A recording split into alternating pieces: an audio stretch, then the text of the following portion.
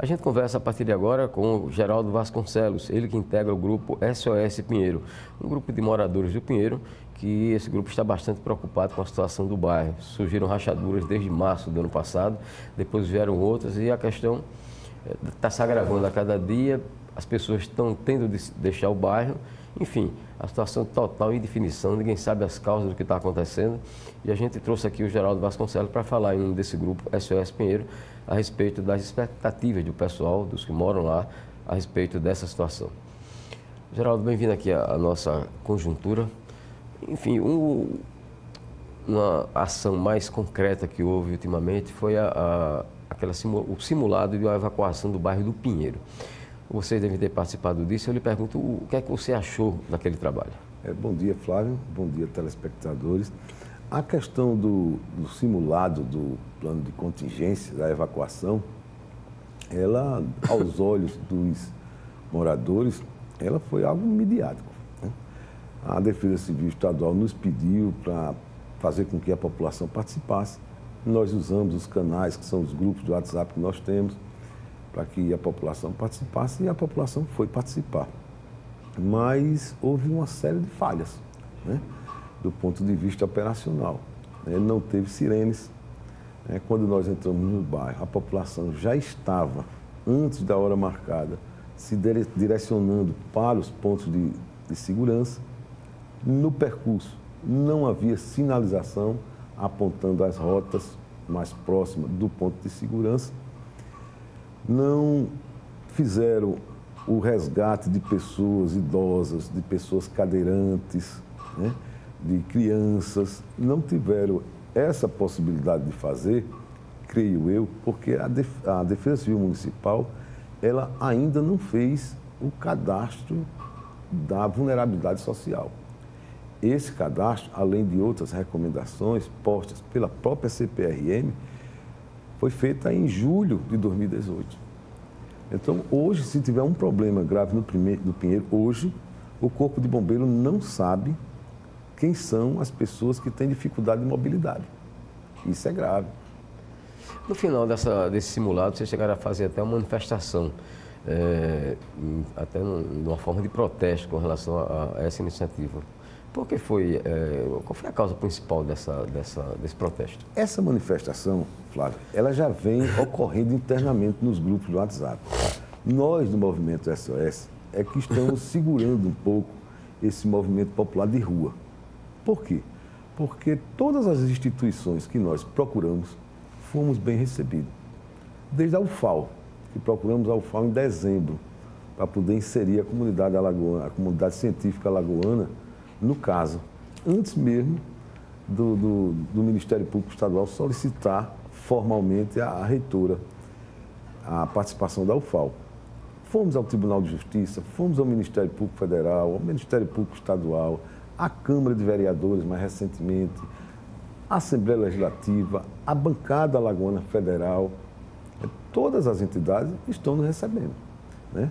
O prefeito, a relação dele com o movimento teve que ser uma relação um pouco pressionada, porque foi, inclusive, conduzida com a mediação do presidente do Tribunal de Justiça, Dr. Timés Ayran, dada a situação que a prefeitura não vem tendo eficiência dentro desse processo.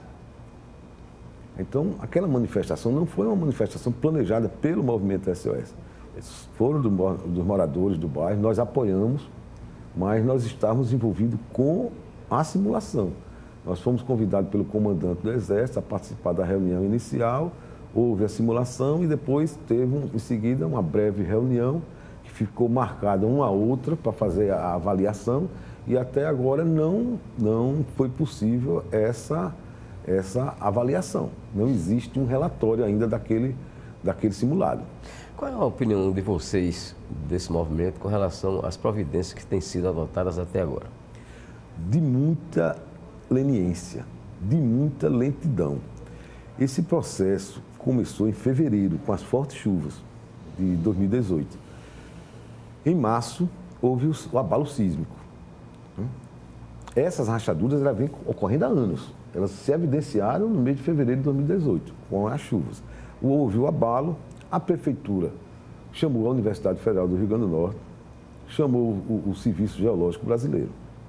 Eles passaram trabalhando aproximadamente 3 meses nas fases iniciais do processo. Em julho, foi emitido o primeiro relatório, Flávio, da CPRM. Esse relatório continha 9 recomendações. 9 recomendações. Dessas 9 recomendações, 3 de ordem técnica geológica. Era o estudo hidrogeológico, o estudo de geologia física e o monitoramento das casas que estavam rachadas. Naquela ocasião, 70 casas que foram levantadas. Daí por diante, o processo ficou retido, porque veio o período eleitoral. O prefeito não teve a iniciativa política de chamar a bancada federal e relatar para ele a gravidade dos fatos. Naquela ocasião, era para o prefeito ter se articulado politicamente com a bancada e verificar que o município não suporta um problema daquela magnitude. E é isso que está ocorrendo. Se por um lado você tem um dos problemas mais graves geológicos do Brasil, que foi nos dito. Antes de Brumadinho, o problema do Pinheiro era tido lá no Ministério das Minas e Energia como um dos maiores problemas do Brasil geológico. Como é que um problema dessa magnitude vai ser gerido por uma defesa civil que contém 8 elementos, 8 funcionários públicos? Então, daí, nenhuma recomendação daquelas 6 outras que não é de ordem técnica foram conduzidas a tempo. O prefeito só veio decretar, Flávio, a situação de emergência dia 4 de dezembro. Muito tempo depois. Então, esse cronograma ficou todo comprimido. Se você fizer uma aritmética simples, se você pegar de junho, quando a CPRM está prometendo entregar esse relatório, se você reduzir aí 5 meses, já era para a gente estar recebendo exatamente o relatório agora. Por conta exatamente desse atraso da situação de emergência. Ô, Geraldo, como é que está o cotidiano de vocês, o dia a dia? Você, por exemplo, ainda está lá? Ou você chegou a se mudar? Não me mudei não ainda, porque a área que eu estou é uma área amarela, né? Embora ninguém tenha ido na minha casa verificar, pintaram a minha casinha de amarelo, mas sem uma visita técnica de ninguém. Eu não sei como chegar a essa conclusão, não há nenhuma rachadura no meu imóvel.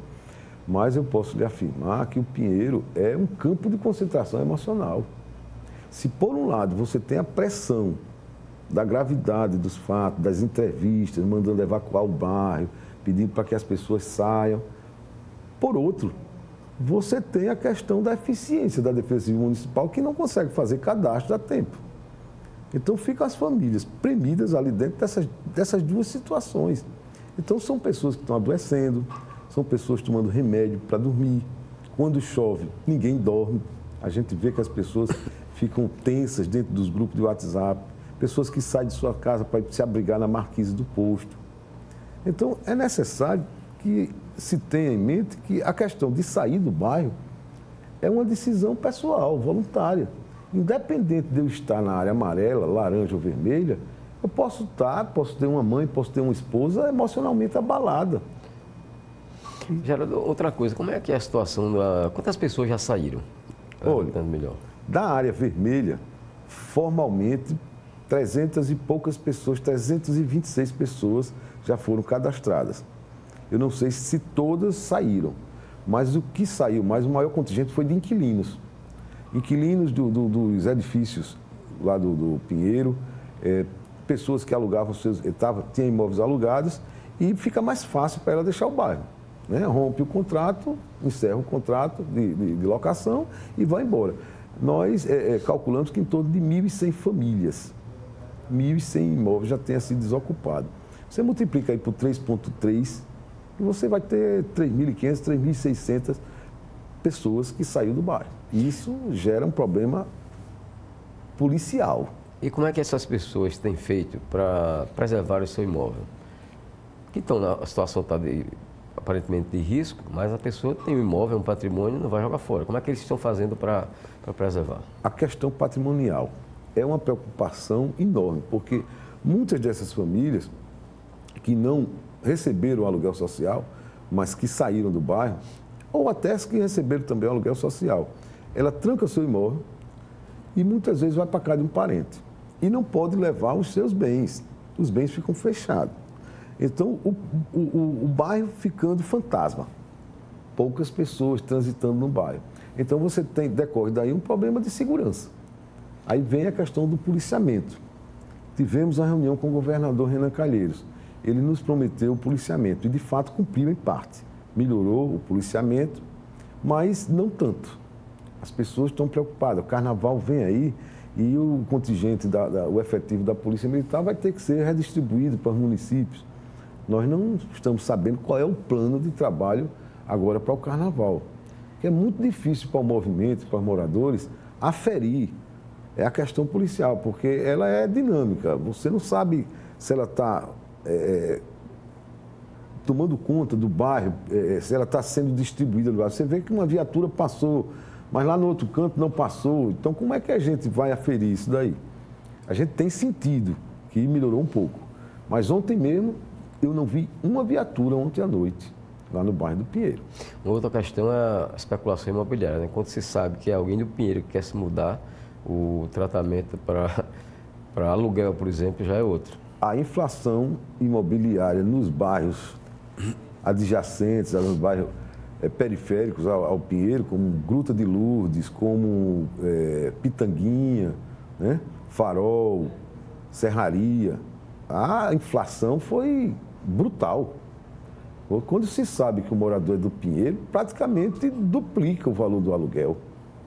E a demanda é enorme, porque é o corretor subindo para apresentar um apartamento com 2, 3 pessoas embaixo já aguardando o outro demandante descer, para saber se fechou ou não. Vocês já receberam, Geraldo, alguma informação oficial sobre o que é que de fato aconteceu aqui no Pinheiro? O que está acontecendo no Pinheiro? Olha, Flávia, desde o início nós nos preocupamos em saber quais eram as hipóteses que estavam sendo trabalhadas. Havia um artigo, uma matéria no site da CPRM que elas estavam trabalhando, a doutora Adelaide estava trabalhando com 3 hipóteses. A questão da extração do sal era a primeira hipótese, a segunda era a superexploração do aquífero, a terceira era movimentos tectônicos naturais. Aí, recentemente, apareceram outras hipóteses do ponto de vista de ser o saneamento, a falta do saneamento básico, a questão da Casal, com suas tubulações velhas e precárias, e a questão da macrodrenagem. Isso aí eles estão estudando, mas observe, somente 35%, 40% dos bairros de Maceió têm, de fato, saneamento. Os demais não têm. Então, por que só o Pinheiro é premiado com a falta de saneamento? Não é? A questão da macrodrenagem, da bacia endorreica. A rua que mais alaga é a Miguel Palmeira. A Miguel Palmeira não tem um volume grande. Aliás, eu desconheço que tenha casa rachando na Miguel Palmeira. A minha casa, especialmente, fica defunta de Valdo Suragi. Ali tem muito alagamento. A minha casa não está rachada. Contudo, quando você vai para as extremidades ali, Jardim Alagoas, que é uma parte alta do Pinheiro, que não tem problema de acúmulo de água, alagamentos, você tem ali rachaduras muito agressivas. Então, associar diretamente assim, embora eu não seja um técnico da área, não tenha competência para fazer uma avaliação dessa, mas não há uma relação direta, a meu ver. Eles estão estudando, né? Por outro lado, lá embaixo você tem os poços da Braskem, que ficam sobre uma fratura, uma falha geológica, que o professor Abel já explicou essa questão, essa tese, essa hipótese dele. Então, a CPRM está estudando há 5 meses. 3 meses da fase inicial, até julho, depois parou, ficou esse lapso de tempo até a situação de emergência, quando em janeiro de 2019 os técnicos voltam, né, com suas diversas áreas. E estão há 2 meses trabalhando aqui. Então, ao todo, a CPRM está trabalhando apenas 5 meses. É um engano pensar que a CPRM já faz 1 ano de trabalho.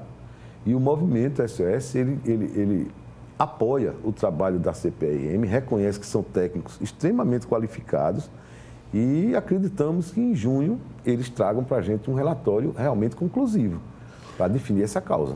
Vocês vão esperar, no caso, até junho para tomar uma posição a respeito disso, no que diz respeito, por exemplo, à indenização? Algumas autoridades, a Assembleia Legislativa, a Câmara de Vereadores e a própria bancada federal estão enveredando esforços no sentido de verificar a possibilidade de trazer esse relatório mais próximo.